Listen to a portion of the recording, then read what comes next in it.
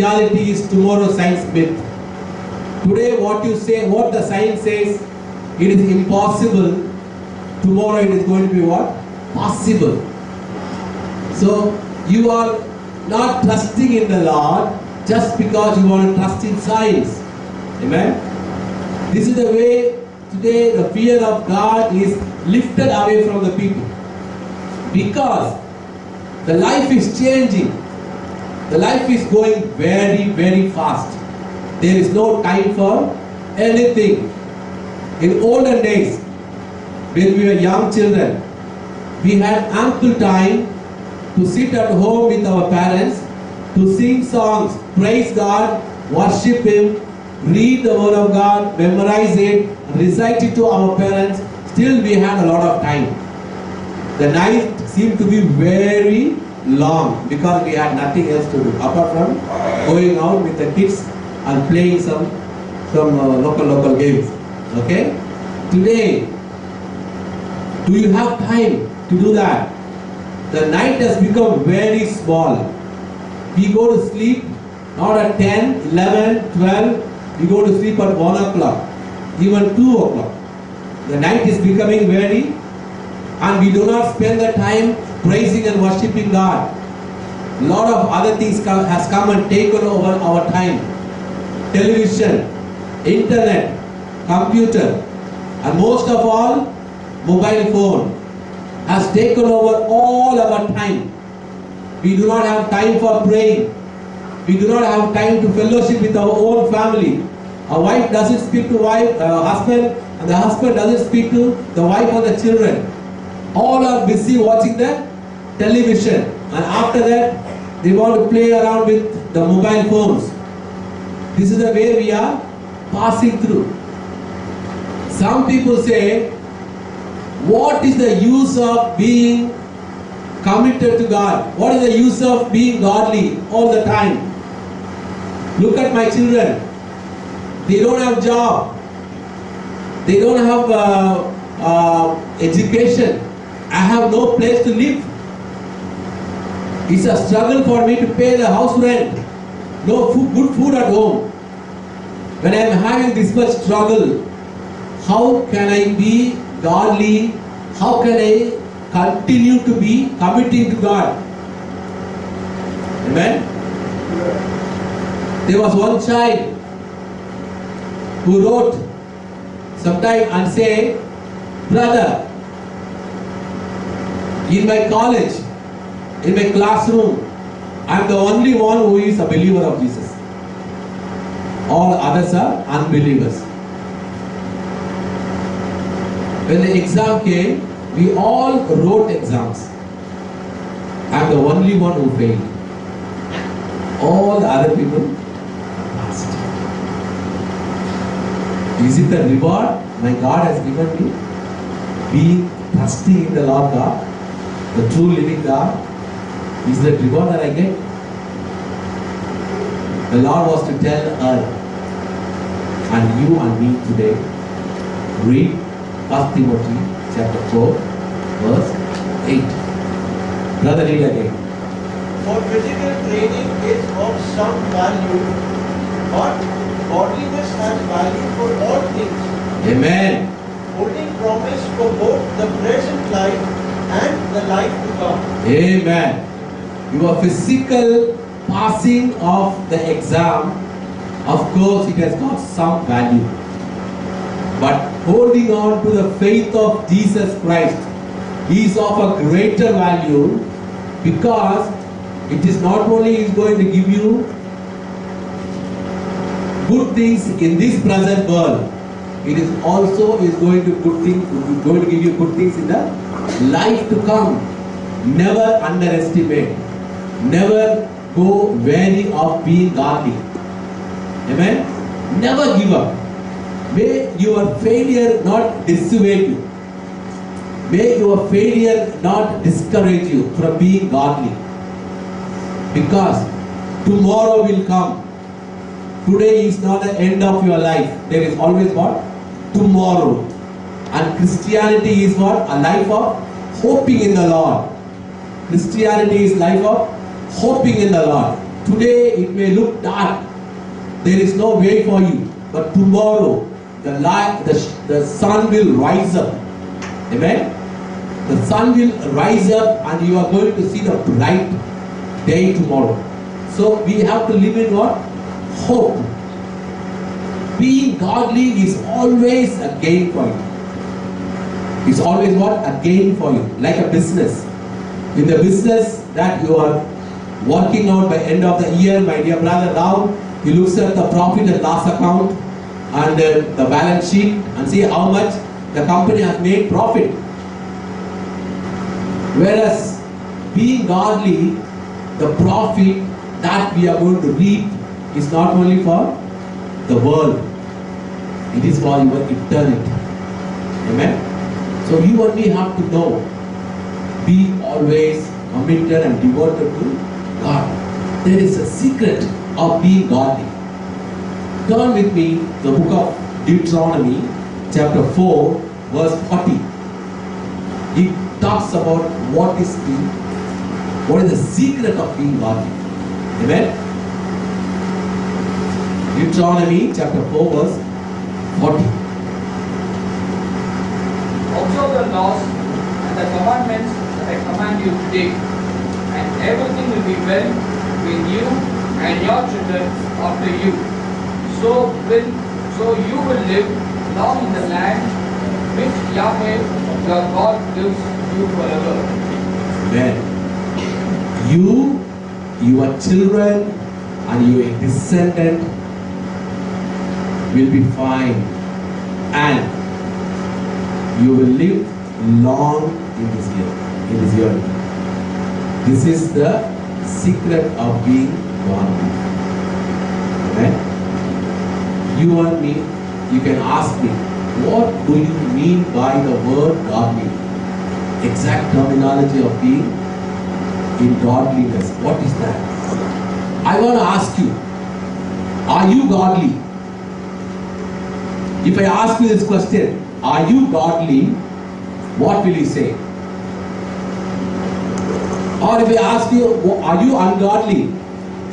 If you are godly, at what percentage you are godly? You and me have to know, search our hearts, examine ourselves. If you want to know the meaning of godliness, you have to know what is ungodliness. Amen? We are godly in some areas of our life, and some areas we are ungodly. Amen? In our personal life, in our family life, professional life, in our spiritual life, in our secret life, and your public life, we are godly and ungodly. Amen? Maybe in our spiritual life we are godly. When we come to church, we are godly. When we are praying to God, we are godly. But what about when you are in a secret life? When you are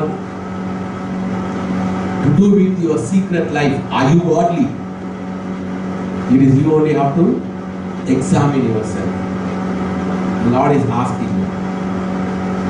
Wherever there is ungodliness, ungodliness is not sin. Committing sin alone is not ungodliness. Ungodliness is something where there is no God, where you do not do anything with God. You do not involve God in your affairs. If you do not involve the characters and attributes of God in your affair, that is what? Ungodliness. So in your areas of our life, professional areas of life, in your cultural, social areas of life, how do you involve God's attributes? You have to search yourself. That is when you will know how godly you are. Amen. I want to tell you what godliness can do for you. What godliness can do for you. Being godly is for your profit, as I told you. This godliness The Lord God can protect you. This godliness can protect you. Amen. That means if you are ungodly, you are exposed. If you are godly, that means you are getting the protection from God. If you are ungodly, you are exposed to danger. In the areas of your life, if you are ungodly, if you do not involve God in the affairs of your business, you are exposed to what? Danger. You can say, why? But people who are ungodly, people who do not know the real God, they prosper. They are also protected. They are covered. I want to say, the divine protection that comes from God, it can only be with you when you are godly. When you are devoted your life to the living God, who is our Lord, our Lord Jesus Christ. Amen. God can protect you because you are precious in His eyes. If you are godly, you become what? Precious before Him. That's why He needs to protect you from danger. Because you are precious, the devil will come and steal you. The devil will come and steal you from God's hands. That is why He wants to cover you. He wants to protect you. In your house, you do not protect worthless things to you. When you have taka, when you have rubbish, do you protect them before you come home, or you lock it in under your safe when you are coming? You are taking it and putting it outside your home. Worthless things do not need protection. But if you have some valuables, you want to protect it. So the Lord wants to protect you because you are precious before His eyes. Amen. Sometimes in the world standard, some people look adorable and protectable. For example, if you have a diamond ring and someone finds the diamond ring in a sewerage tank, amen, they do not start to think this sewerage tank is capable of producing diamond rings. So I want to put an electric fence and start to protect it. Nobody will do that. But you and me are diamond mines. You are the warehouse and store of diamonds. The Lord wants to give you all His protection. So when you are godly, God wants to protect you. If you would like to know more about how God is capable of protecting you, if you are godly, you have to read the book of Psalms 91. When you go home, you read it. Psalms 91. Read it again and read it again. The Lord will show you how God can protect you if you maintain your godliness. Amen. The Lord will also give you prosperity. If you are godly, if you are devoted to God, the living God Almighty, the Lord will give you prosperity. Whatever that you do, it will prosper. Today, you may be a simple man and humble man. You may not have got a job for your qualification and for your experience.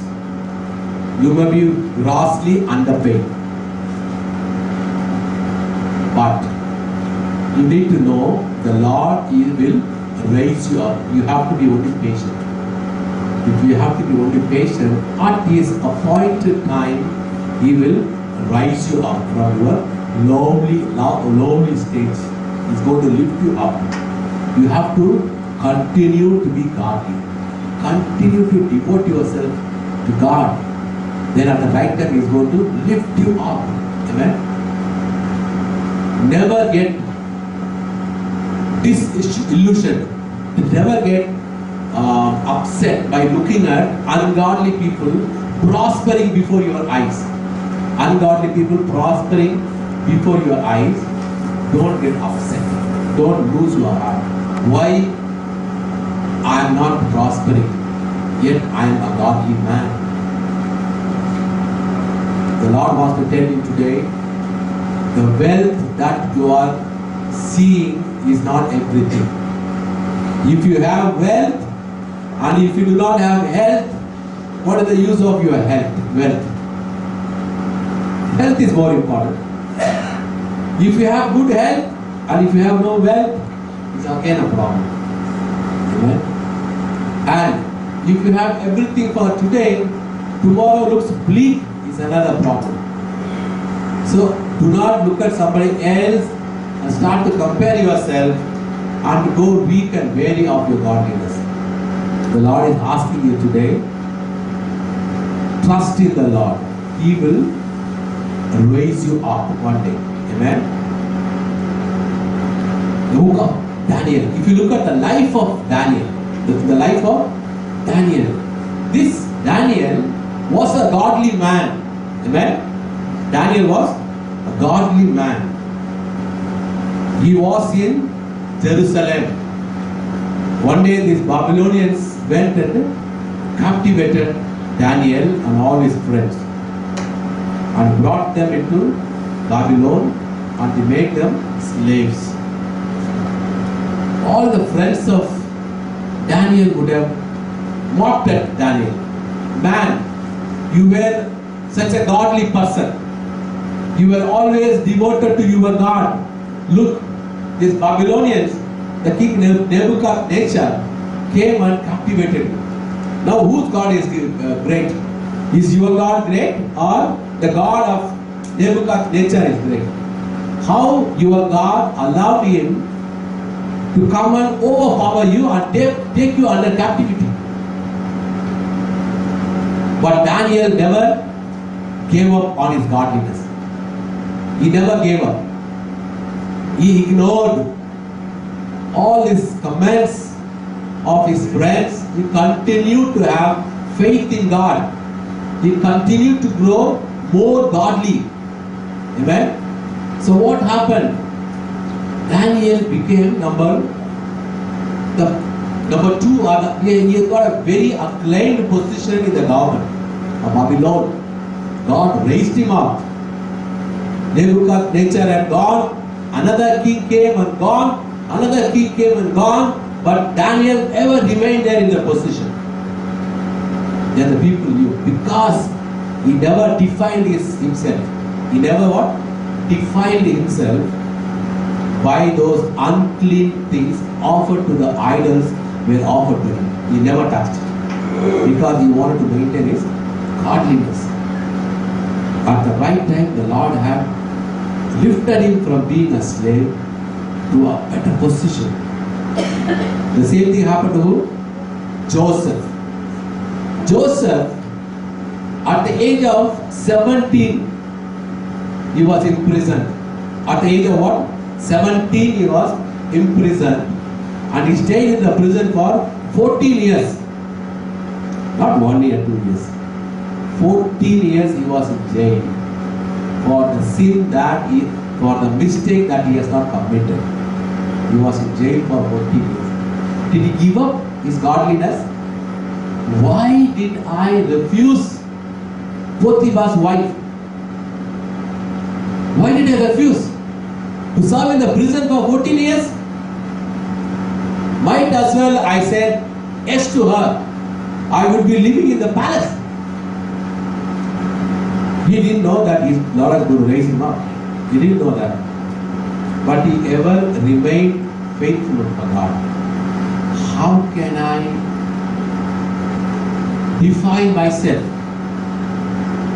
This is what he asked. Amen. What happened? At the right time, he was lifted up from the prison. He was lifted up from the dungeon. The Lord lifted him up to the extreme high position to be number 2 of the entire nation. He was indeed not even 2. He became like number 1. He was married to the daughter of Pharaoh. Number 2, whatever that Pharaoh could not do for the people of Egypt, at the time of famine, this man had wisdom to do that. So the king had given every power, every dominion, every authority in the hands of Joseph. So he became like number one. What was his capacity? What was the capacity of Joseph? But for tending some flocks. He was a shepherd.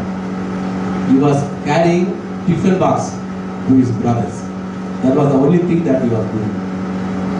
He was carrying a tiffin box to his brothers. He was tending few flocks near the house. This was humble and simple things he was doing.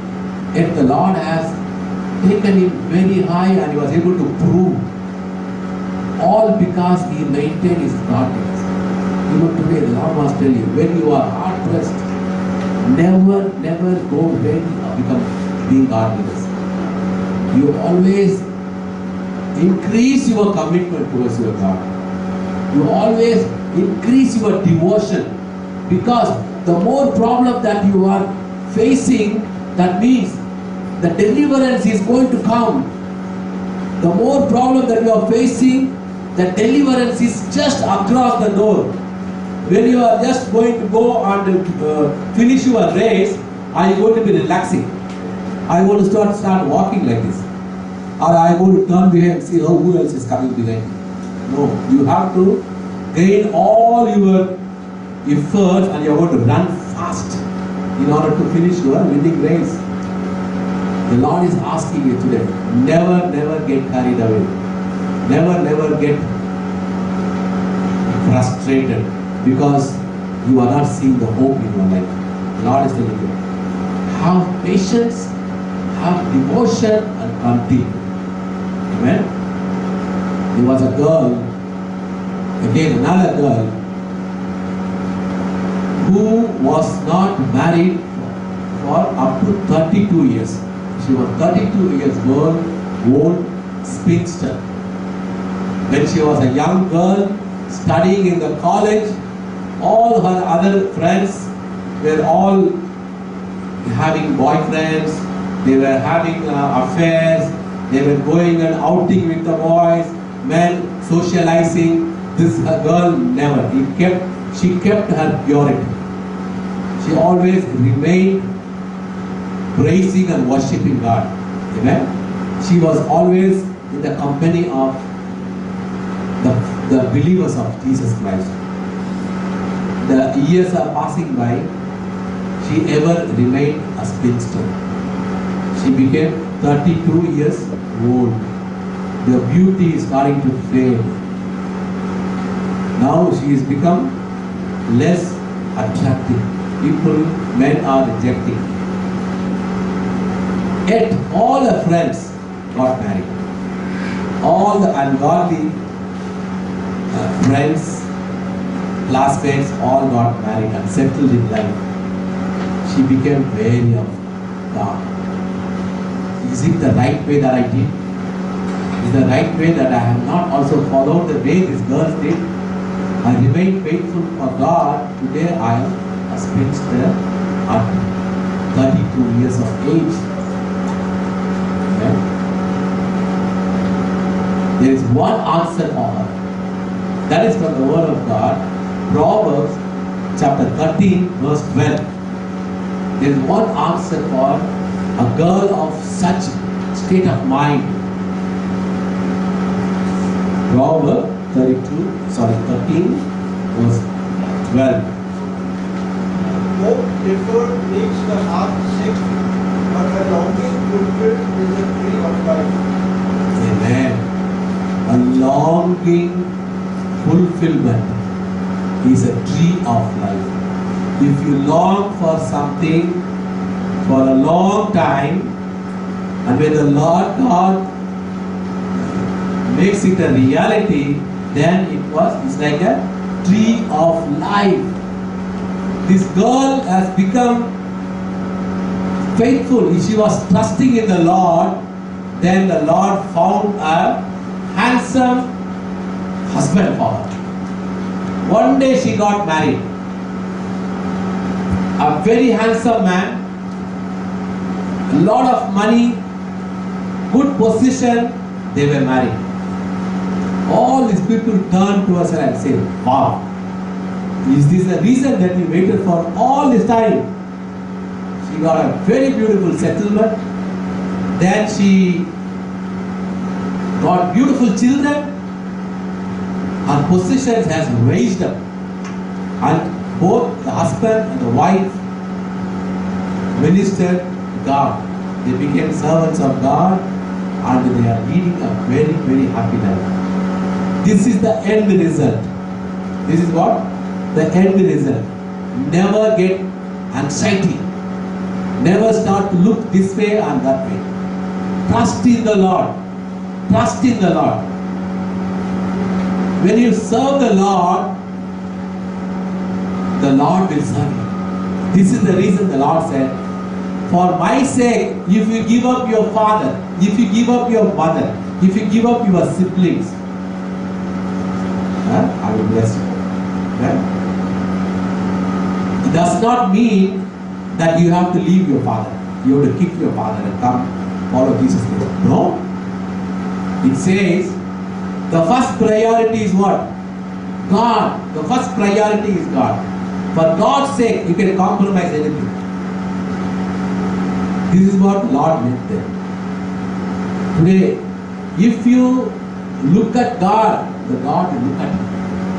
I know in many situations of my life, when I keep on pursuing God, all the other things of mine is automatically taken care by God. Even if I had looked at it myself, I would have never done it better than what God has done in my life. Amen? Because God is not a debtor of a person.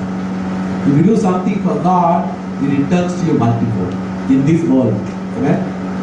So you and me never go weary of being God. Peter, when he was put in the prison, he knew that he is going to be executed. Because another disciple of Jesus was also executed. It was his turn, and people were planning to kill Peter in the public. All these believers of God, co-believers, church-goers, they were all panicking, sitting in the house and praying, fasting and crying before God for the safety of Peter. But Peter never bothered. He was enjoying in his prison.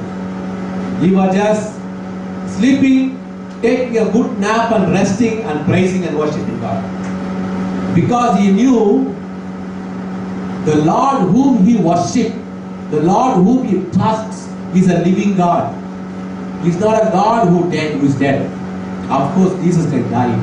But in his own eyes, he saw Jesus Christ resurrected. In his own eyes, he saw Jesus Christ ascended to heaven. And he is God. So why should he worry? Why should he worry? He said, he refused to be worried. I will be happy. If God's will is there, He will save me. Or these guys will kill me, I will go to be with my God Jesus Christ. So that was the state of mind which made him happy. Be happy in the state of the prison. You and me have to work. Even you are hard pressed with problems. Never give up your godliness. Right?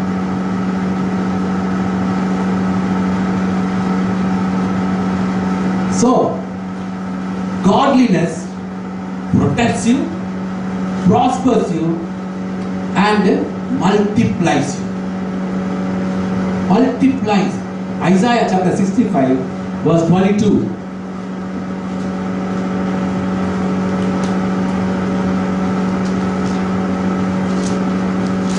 No longer will they build houses and others live in them, or plant and others eat. For as the days of a tree, so will be the days of my people. My chosen ones will long enjoy the works of their hands. Amen. This is the real meaning of multiplication. When you are godly, you will eat the fruits of your hand.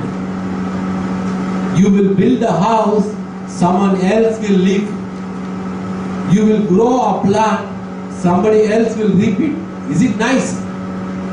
It's not nice. The Lord will bless you so that the fruits of your hand you will eat. This is called the multiplication. Eating your own fruit. The Lord is asking you. Never give up your godliness. Never give up your godliness. Of course, when you are godly, when you are devoted to your God, because the devil is not happy about you, he is going to bring you problems. He is going to give you what? Problems. But the Lord God tells you today, do not fear, do not dismay, I am with you. You continue to be godly. You continue to be devoted to me. Increase your commitment towards me, for I am with you. I am always by your side. You may have any problem, but no problem will ever come and touch. Amen? One thing is, the struggle that comes in your life are like lions. Or what are like lions? The struggle will come to you from people from anywhere. Maybe your boss, your neighbor, or from your community, or from somebody else. They come to devour you like a lion. But you do not fear. You do not panic. Trust in the Lord. Continue to be godly. This is what the Lord is telling you today. Amen. Psalms chapter 57, verse 4. Even David had this problem. He faced lions. I am in the midst of lions. I lie among ravenous beasts, men whose teeth are spears and arrows, whose tongues are sharp swords. Amen. I am in the midst of lions. Men's teeth are like arrows. He felt that, but did he ever fall from his devotion from God? We know David, a man of God, God's own heart. Amen. God's own heart. He never fell short from his devotion of God. No matter men came surrounding him like lions. If today God asks you, someone asks you from the world, how do you manage those lions? For example, in Daniel's life, because Daniel had refused to bow down before the golden statue, he knows if he disobeys, they are going to pick him and do what? Throw him in the lion's den. And these lions are kept hungry for days. They are just waiting for a prey. If he is going to be thrown from the top, before he even could touch the ground, the lions will jump and take one part of the body, and it will finish. They will finish it. He knew that, but he refused. He refused to bow before the golden statue. Amen. That Daniel, when he was put in the den, this king was asking the next day, Daniel, what God has done for you? Daniel chapter 6:20. You see how inquisitive the king was to know the fate of Daniel. When he came near the den, he called to Daniel in an anguished voice, Daniel, servant of the living God, has your God, whom you serve continually, been able to rescue you from the lions? He came to the den in an anguished voice and he's asking, Daniel, did God whom you trusted save you or not? Amen. What did he say?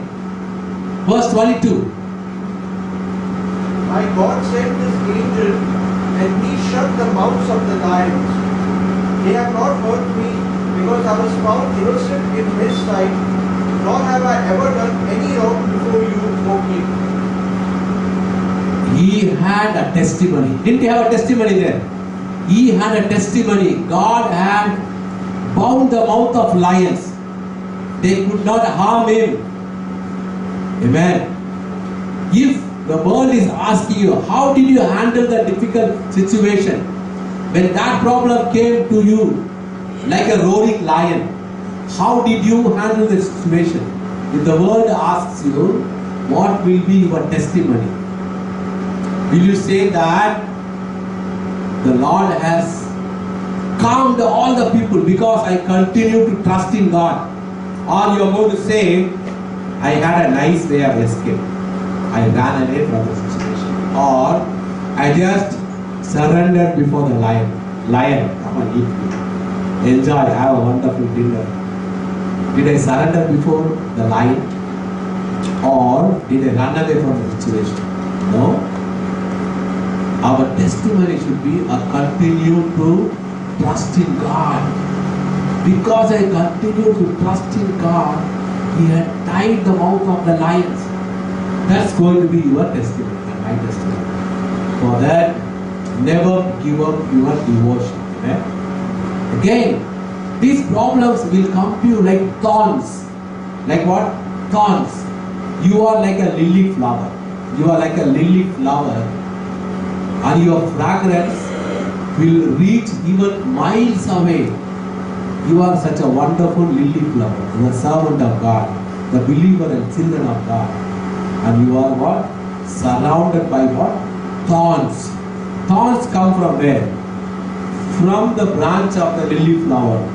Right? From the branch of the lily flower, the thorns coming and then oppressing the lily flower. Sometimes in your life and my life, the struggle comes from not outside. It comes within. The struggle what? Comes within.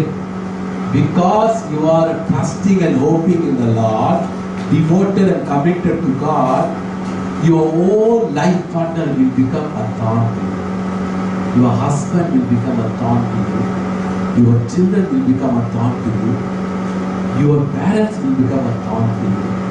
Your neighbors will become a thorn to you. The people, your friends, close friends, will become a thorn to you. It is even a worse suppression, worse persecution than you are being persecuted from outsiders. Even sometimes it would be nice if you were devoured by a lion, not by these thorns. They are supposed to help you. They are supposed to cover you, protect you, care you, console you. They become a pricking thorn to you. In that situation, you will give up your godliness. You will give up your godliness if you do not trust in God. The Lord is telling, even in that situation, do not give up your faith in God. Do not give up your trust in God. Continue to grow. Because this lily flower, no matter any amount of thorn that comes to oppress it, it never fails to give out its fragrance. Still it gives us what? Fragrance.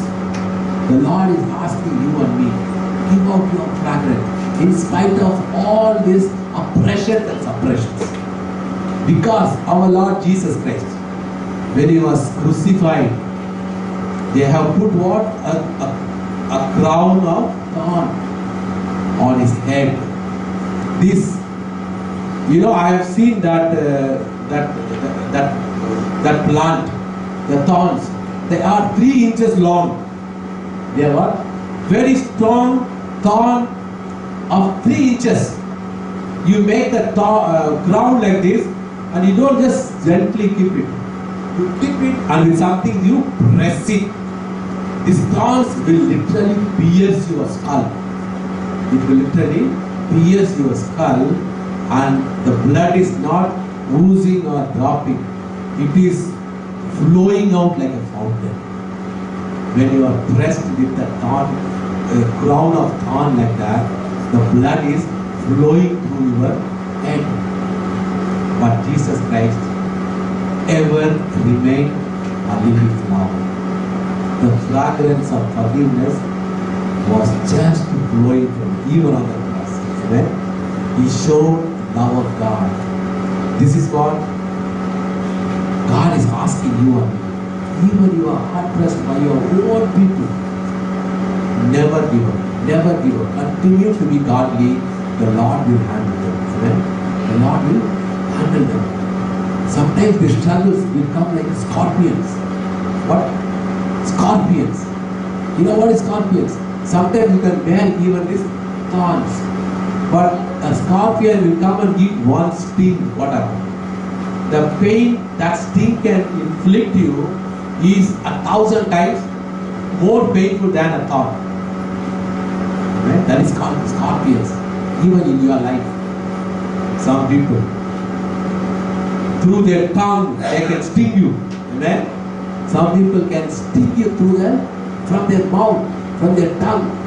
The way they can insult you, the way they can, abuse you, hurt you with a word, you can never forget.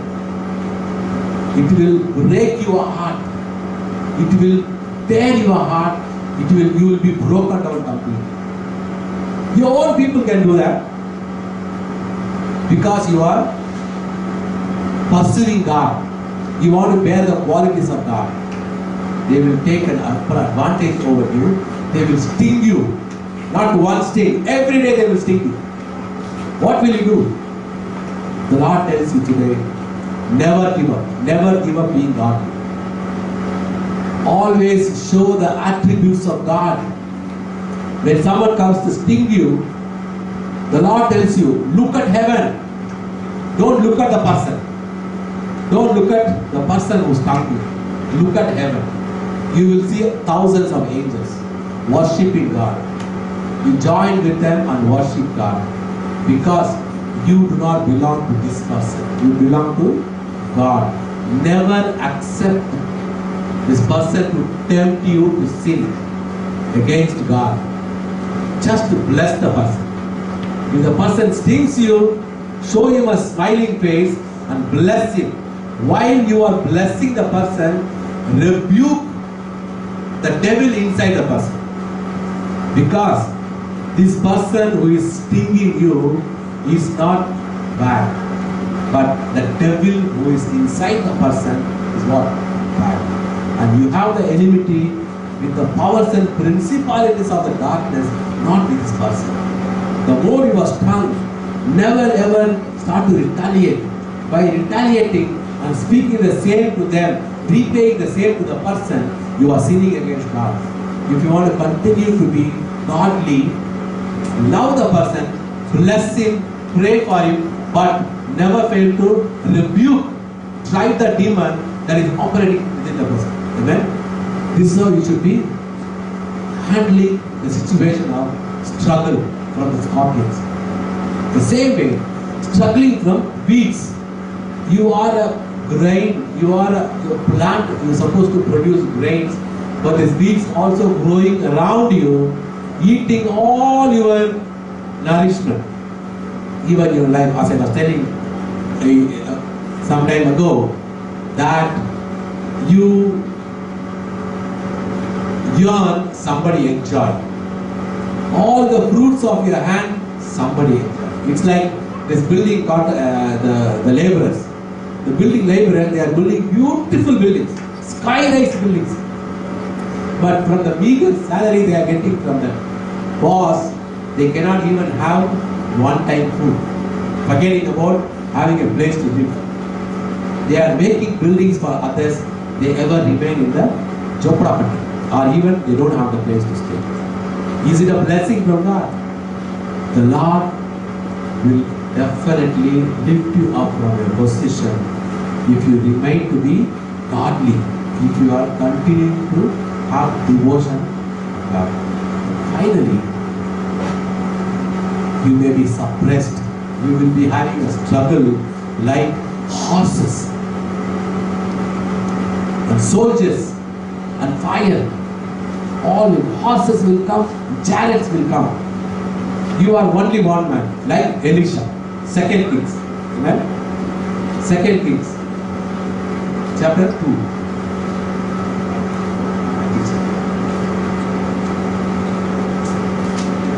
Yeah, 2 Kings chapter 6 verse 16.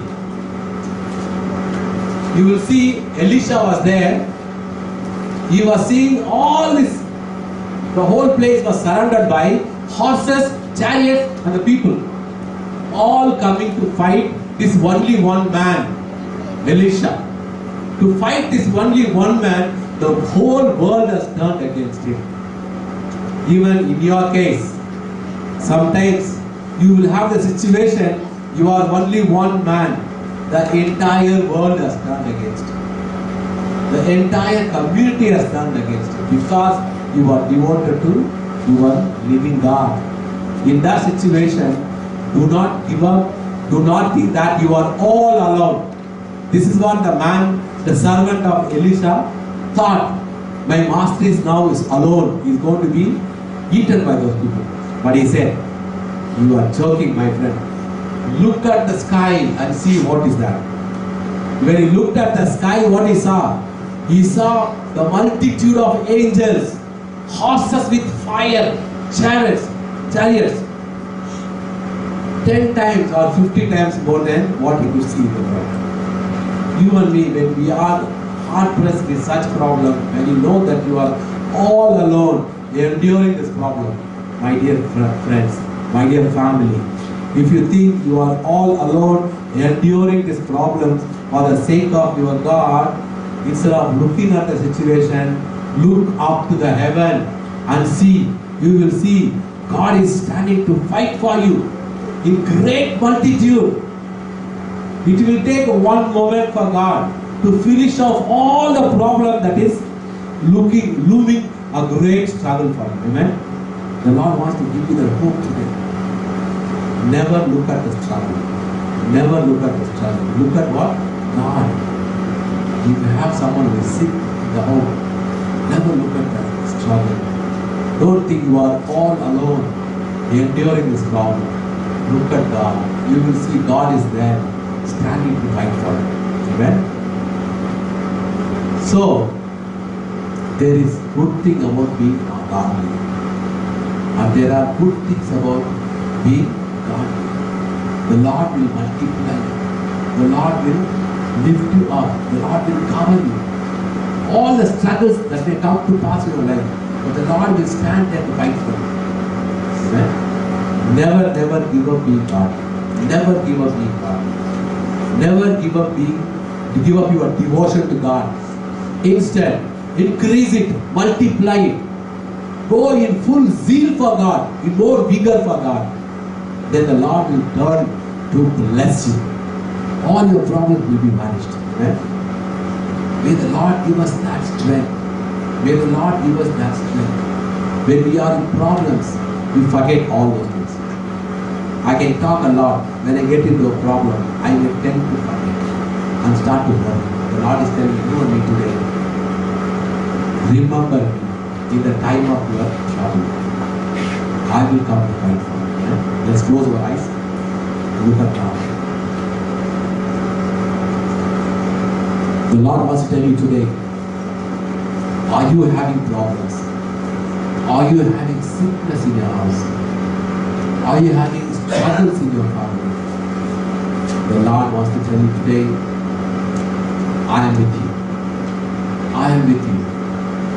You just don't look at the problem. Look at me. Because I have promised that I will protect you. I will extend you that divine protection. I will multiply you. I will prosper you. Even the problem will come like a roaring lion. Like thorns coming and suppressing you. Like weeds. Like horses. The Lord is telling you today, I am there for you to fight. Heavenly Father God, thank you Lord for this wonderful teaching that you have given us today, God. I want to put before you, God, the children of God, your children, and myself before you, God. We are all having problems. When we are having problems, we tend to forget our godliness. Today, help us, O God, to receive this word of message from your mouth, O God, that we will ever remain faithful to you. We will ever remain devoted to you, God. And we need your support, the support of your Holy Spirit, so that we shall be able to remember us, remind ourselves, O God, at the time of facing these problems, O God. Heavenly Father, give us your strength and give us your spirit, Lord. And also pray for everyone who have come here, O God, the people who have failed to come today, O God. Bless them abundantly. Bless them, O God, today. Stretch your hand and touch them, O God. Intervene in their lives, O God. Work out a new life for them, O God. Trade in all their sorrows, O God, and give them your joy and give them your peace, O God. Heavenly Father, God. Bless them individually, God, calling them by names, O God. Heavenly Father, and we are going to enter into a new week from tomorrow, O God. May your protection be with us.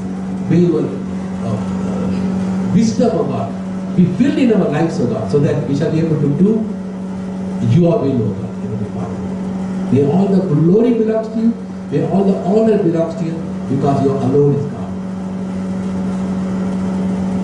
In Jesus' name I pray.